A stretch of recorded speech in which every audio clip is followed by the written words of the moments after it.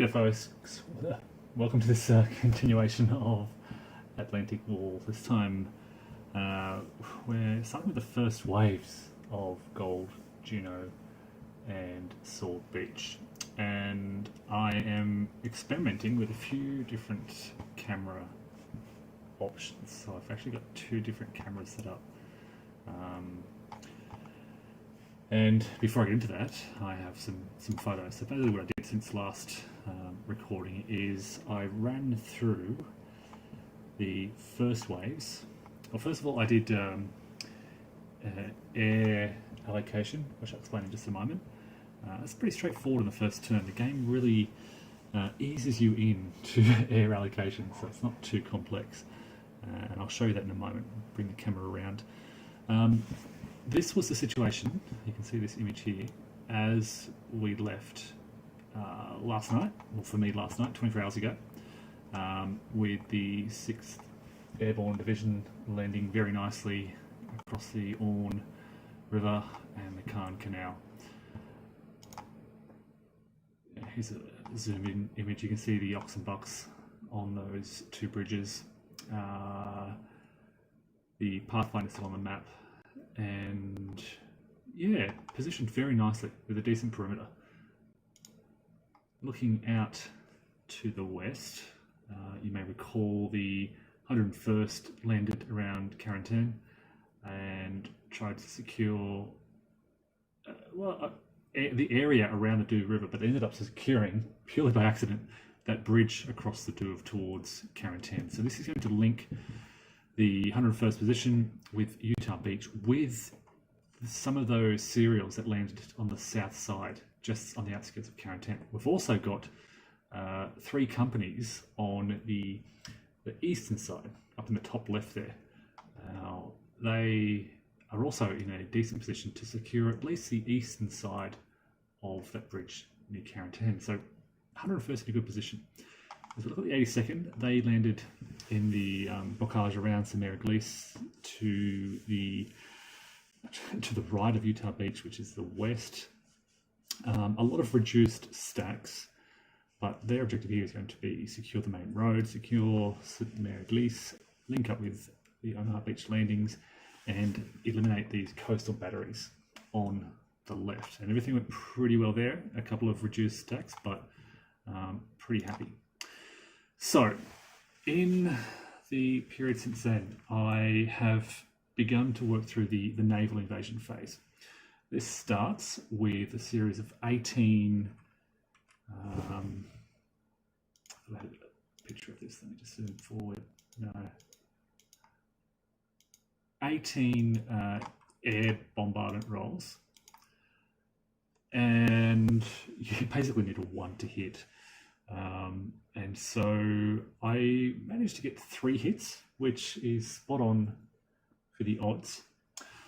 Pinned a few of the, when you succeed in this, it pins every unit in that hex. So you really want to target the double stacked resistance nests. So I got a nice pin on easy Red Beach, and a couple of pins, 2 pins in fact, way out here in Sword. Now I said you want to pin the double stacked resistance nest, but that way here in Gold, Juno, Sword, there aren't too many of those.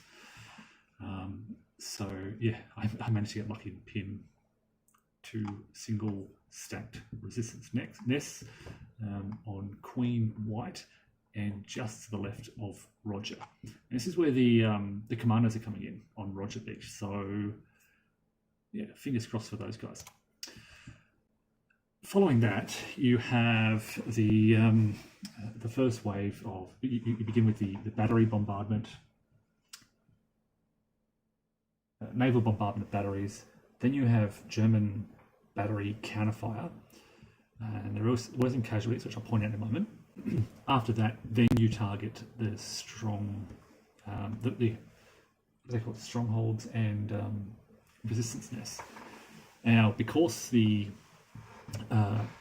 countermix doesn't contain many of the numbers that you need, I decided to just use dice to stack up where I was targeting. This worked really well.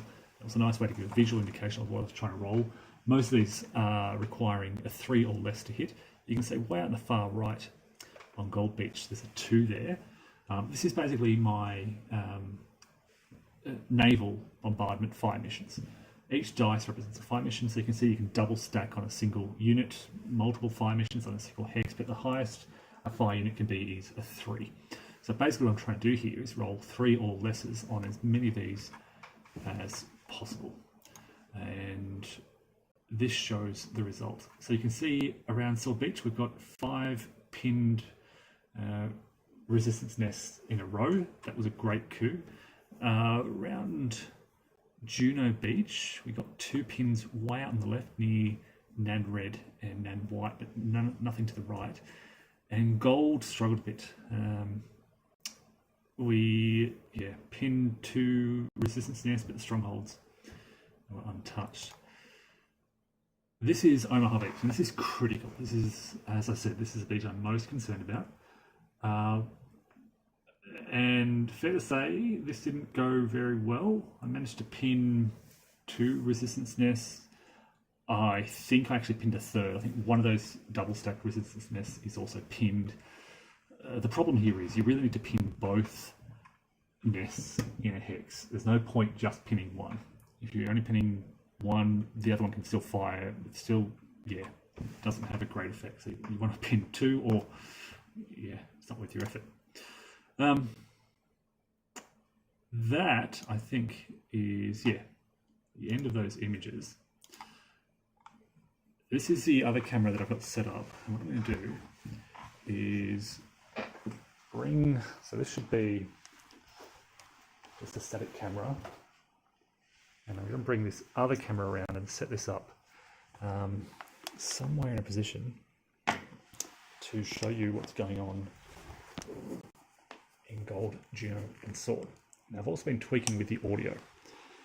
So let me know if you can hear this okay. Let me try. Space.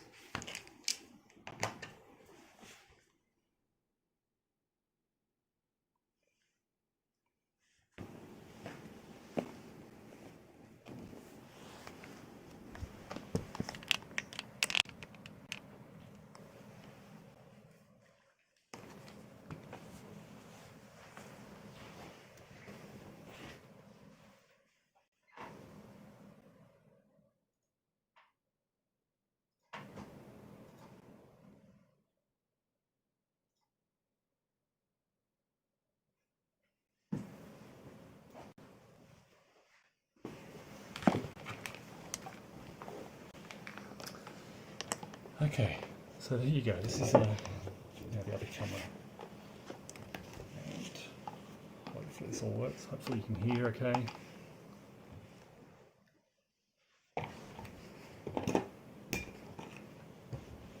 I'll admit it is a lot trickier to manage everything.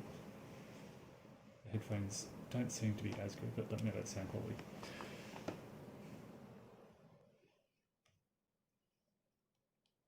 So as I said, I've done the way I've been doing this is working through the sequence of play, but basically I've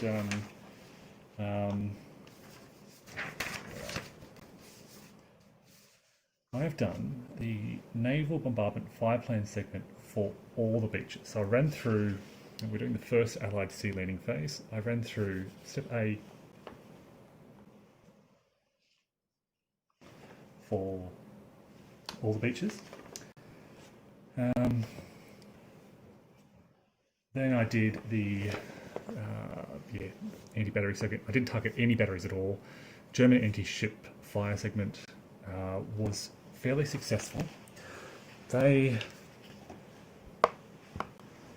managed to inflict 3 losses.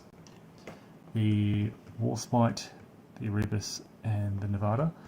You can see there Brigadier General Kota is the only leader loss I've suffered thus far on Omaha Beach. And that's good news. then we did the Allied beach bombardment segment, and I've done that throughout all the beaches. So all beaches have been bombarded. I've gone through the landing segment, the tank and infantry landing segment at Omaha, and let me give you a glimpse of what's happening over here. So the 6 DD tanks, I decided to swim them ashore. 2 of them landed, both in this area.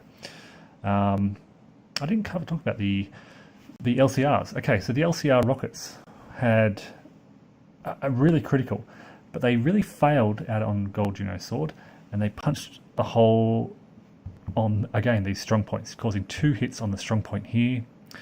And out at Utah, there was no drift for the invasion force. You roll a dice basically, and if you roll low, it drifts to the south. If you roll high, it drifts to the north. I think a 3 or a 4, it doesn't drift. So they're landing exactly on their planned beaches. And fortunately, I knocked a little bit of a gap in here.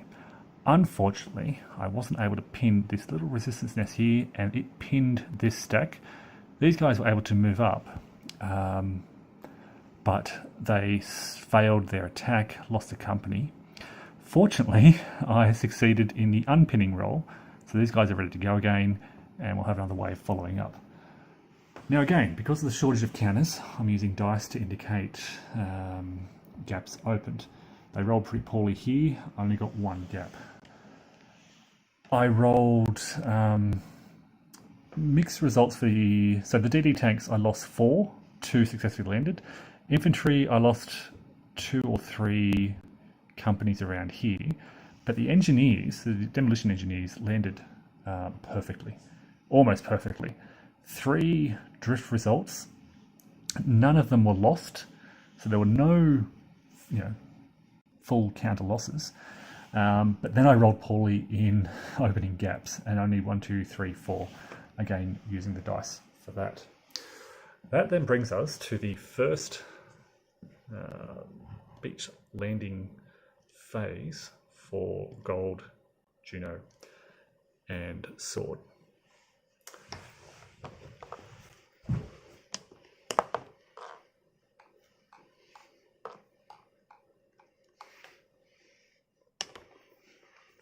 So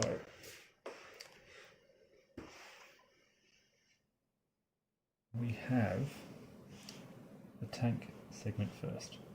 I'm going to do one beach at a time. So I'll do tank, infantry, German small arms fire, Allied movement, Allied assault, and then mutual unpinning. Just so I can focus all my energy on that one beach. Okay. Look at the charts as well. So, 2 DDs, I can choose to swim them ashore or land them safely. DD tank landing here is 3, so there's a 50% chance of each tank arriving. I'm gonna take the risk and try and swing them both ashore.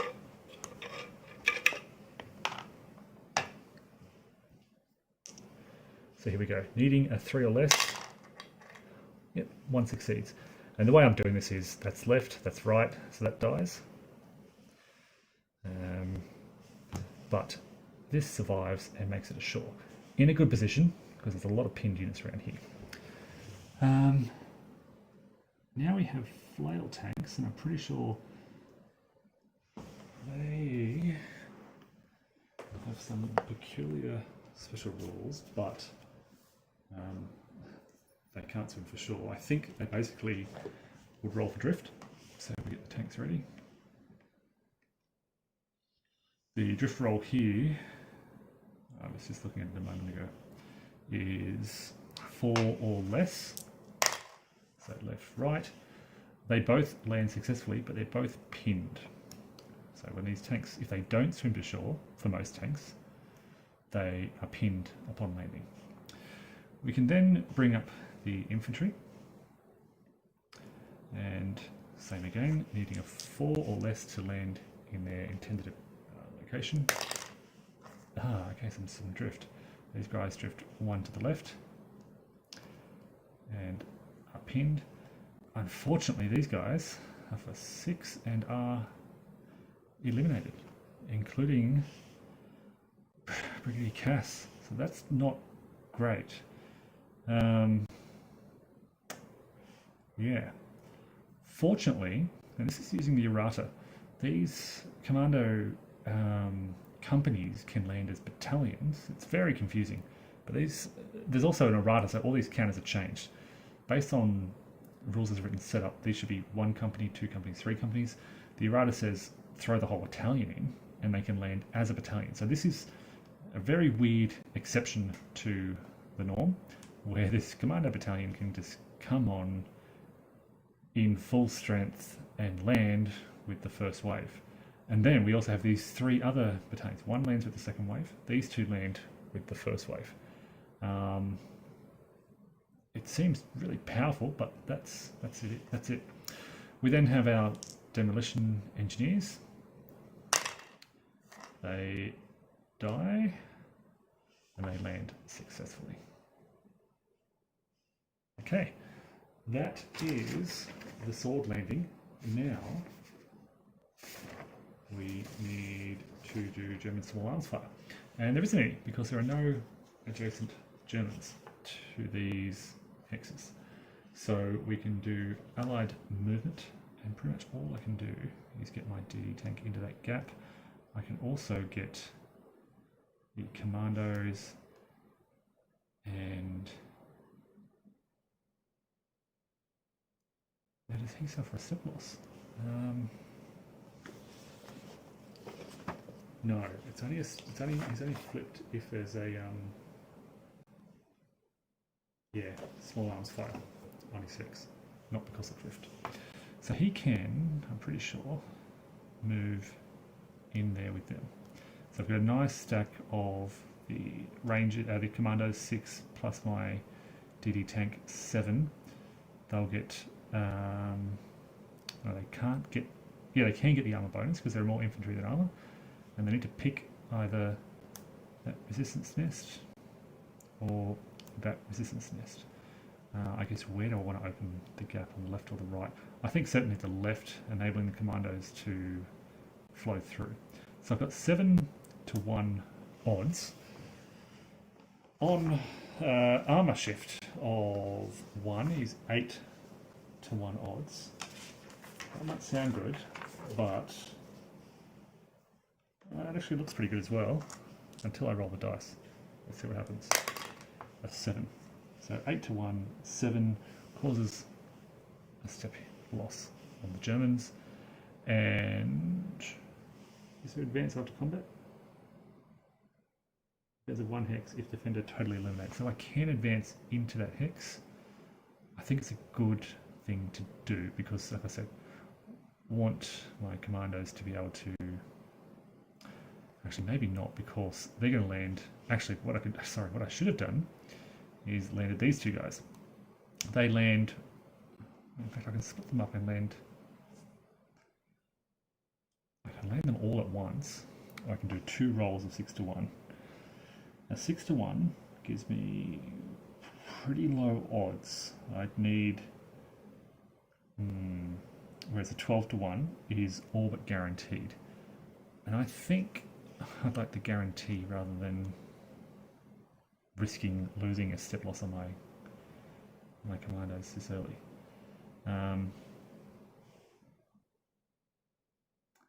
But do I go to the left or the right?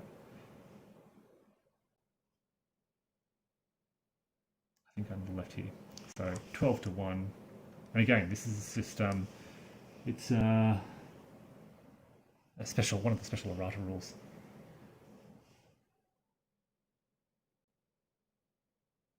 Hey, Regenerative TV, good to see you. A roll of 6 on 12 to 1 is 1 step loss. That's all I need to remove that. And again, they can advance. Now, for stacking purposes, they count as 2 companies, apparently, Again, a weird errata. Oh, in fact, actually, sorry. Only one of them can attack. You can only have one battalion-sized unit attacking from a hex. That's, of course, the regular combat rule. So I'll do this as a 6-to-1 odd. A roll of 6 causes 1 step, incidentally. And I'll send the battalion over there. So this is just this weird little commando errata. And a roll of 4 on the 6-to-1 is another step loss. Okay, so that worked out well for me. Applying the rules.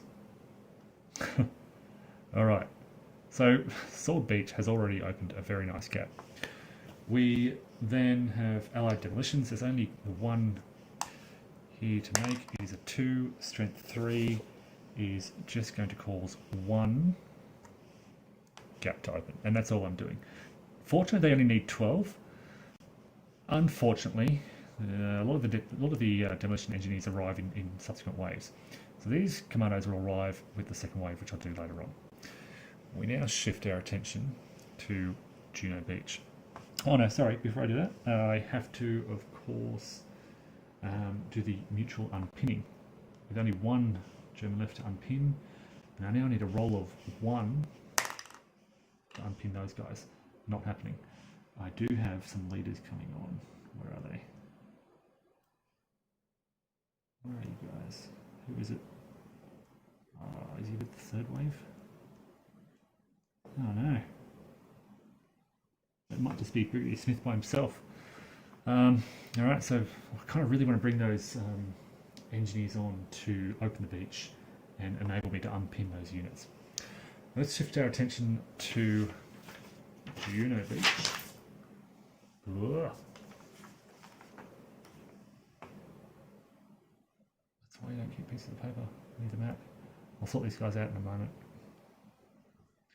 I'll find out where they were, but not right now.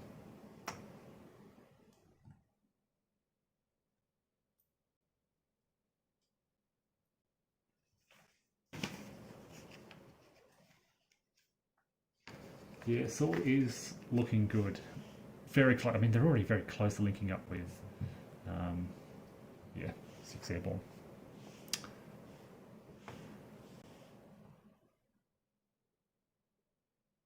I'll need to find out what they were. Okay, so over here we have, we move straight to tank landing. We have a DD tank that'll swim ashore, a DD tank that'll swim ashore, another one there, and another one there. So 4 DD tanks swimming ashore. Needing, okay, so what's the DD landing? 3 again, so 50% chance that 2 of them will make it, needing a 3 or less. Yeah, okay, so 1, 2, 3, 4. That one dies, that one dies, and the other 2 make it ashore. This is going to be a tough beach. 2 pinned nests out on the left, but the strongholds in the centre, which weren't pinned nor eliminated. Yeah. Now we've got our a very weak first wave arriving. I'm worried about this beach. And we have some drift rolls, and they need 4 or less. A 6 will kill them. 1, 2, 3, 4. They all land on point, which is good. No reductions, full strength companies in that first wave with 2 DD tanks. Now, these guys won't have to attack, but they can. They have to attack there, they have to attack there. These guys, I think, they're going to have to be reduced because they, yeah, it'd be either 2 very weak attacks. You can't attack up cliffs. So I think they're going to have to. Oh, it's going to be tough.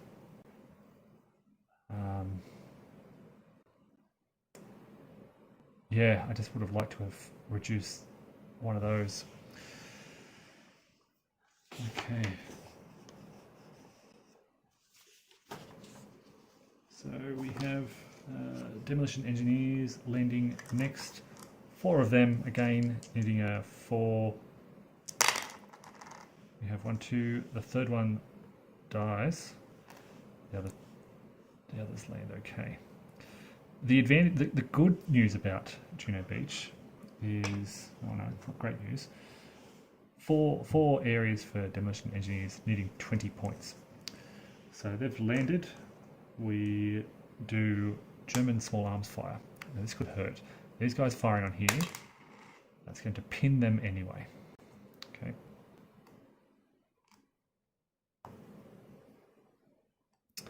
They can't do any further damage. The strong point on here, a 2-5 result is very close to an elimination, but they are pinned. That's okay. I think I'll take that. A 2 on here, another pinned result.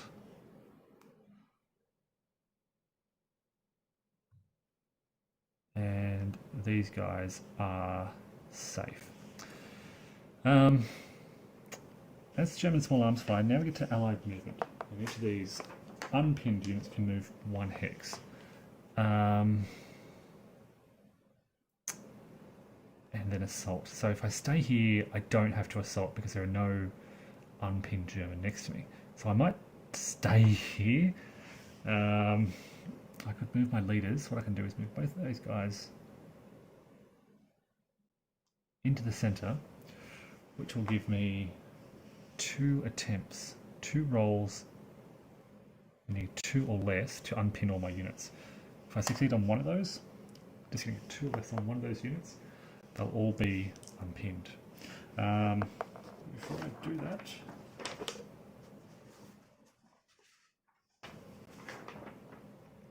allied demolition segment. Okay, so 3 demolition rolls with the 3 2s. 1, 2, 3. The 1 is bad, but the 4s will give me 1 point of, so 1 and 1 and nothing from that third one. Now it's mutual unpinning. So now these guys unpin, and now I get to make my rolls. So I need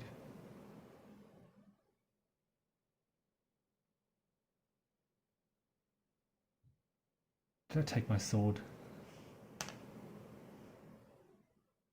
1? I think I rolled a 1 over there, didn't I? I think I took it away to roll the dice. That's the problem with using dice as markers.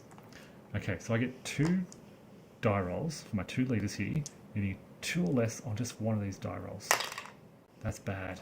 Okay, so all these units remain pinned, whereas the Germans are ready to go again. Alright, shifting now over to Gold Beach in the right. And this is looking okay. This is the one, see what I mean about that unit there is pinned, but the strong post over the top has to be attacked by someone. So we have, again, a couple of DD tanks swimming ashore, just 3. They need a 3 or less to succeed. 1 and 2, and the third one, 6. So they are in a good position. Let's see how the infantry goes. They need to roll 4 drift, and a 4, we'll see them 4 or less is good. 5 they'll drift, 6 they'll die. Oh god, oh geez. Okay, they drift 1 hex and are pinned. The 2 in the middle are eliminated, and that's including a leader. And these guys land successfully.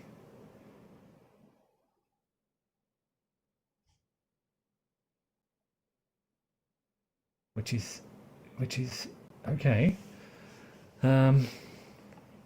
Now demolition engineers, 4 dice, needing 4 or less. 1, 2, 3, 4. They all land successfully. That is a perfect landing for the demolition engineers. It doesn't get any better than that. Now we have allied movement. Any unpinned units can move 1 hex. What I might try and do is get a big attack on this strong point. So I'll move everyone over here. I'll move my brigadier more into the center to prepare to unpin units in the future. So hopefully, well, they've got small arms fire first, but hopefully they fail. There's a 50% chance, I think, that they'll fail. We now do an assault. Oh no, we have small arms. Oh, before I move, my apologies. Before I move, they do small arms fire, and they'll obviously target the big stack. And they, Germans, what do they need? They need, yeah, a 4 or more to pin that stack. A 2 fails. Now I can bring all my units together. Okay, so he moved across, 1 hex only. Now I do my assault, and I have got 3. Oh, geez, actually, they've got 5 armor. I only have got 3, which means it's a bad idea to do that, basically. I actually want to move my armor out of the way, and I kind of want to move that armor over there. And as strange as it sounds, I kind of want to voluntarily pin these guys so they don't have to attack that strong post. This is, it may sound like a weird strategy, but if I were to launch that big attack, because I'd have to attempt combined arms, and I'd fail because I'd only have armor of 3 versus their 3 plus the pinned unit. You just count the pinned unit. I'd fail, and all my armor would be considered to have a strength of 0. So it'd be terrible, terrible odds. So I'll move the armor out of the way of this strong point, wait for the second wave reinforcements to come up, and because this unit is in front of a strong point, they have to attack unless they voluntarily pin themselves. Now they're pinned, they don't have to attack. The last thing, well, one of the last things to do is roll for the demolition segment. We have 4 demolition engineers, basically wanting a high roll. That's going to be very, very good. So Gold Beach really getting their demolitions on. They have 2 gaps over here, 1 gap there, a further 2 gaps here, and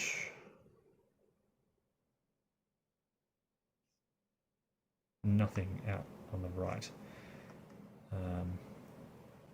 But that's okay. They only need 20 gaps. They've got 5. They're a quarter of the way there. And keep in mind, this is the first wave of demolition engineers. There's a lot more coming.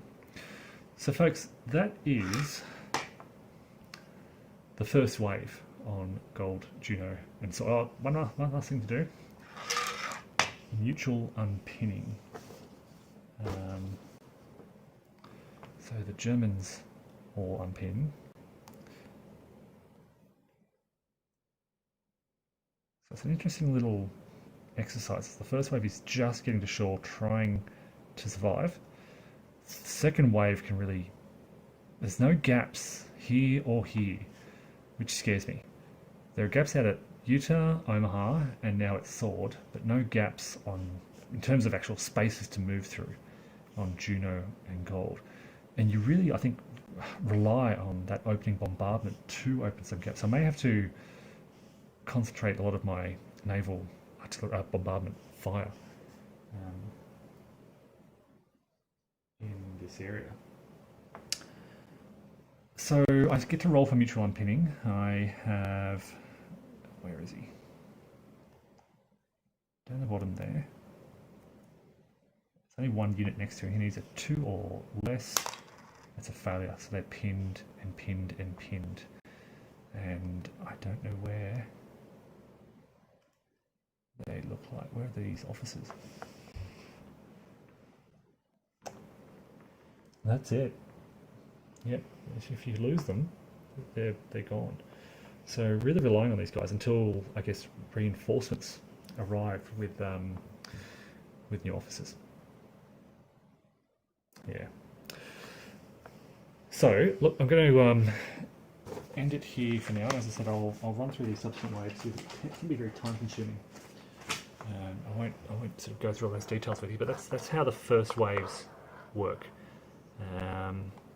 That's the situation around Gold Juno Sword. I'll fix up those bumped counters. Just to give you a close in look at what happened at Omaha.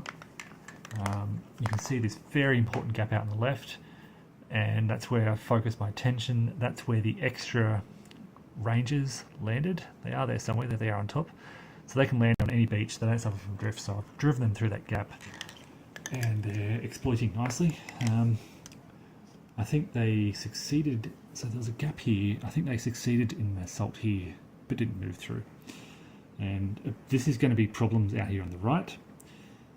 And then I pointed out Utah earlier, no drift. These guys don't actually roll for drift. You'll notice there's a DD tank. One of the tanks landed, there it is. The other one sank. Yeah, I mentioned I eliminated 2 hexes worth of, I think I just resistance nests, which let this unit move up. They failed their attack, just a bad die roll. And that's about it. So yeah, a bit of a mixed bag.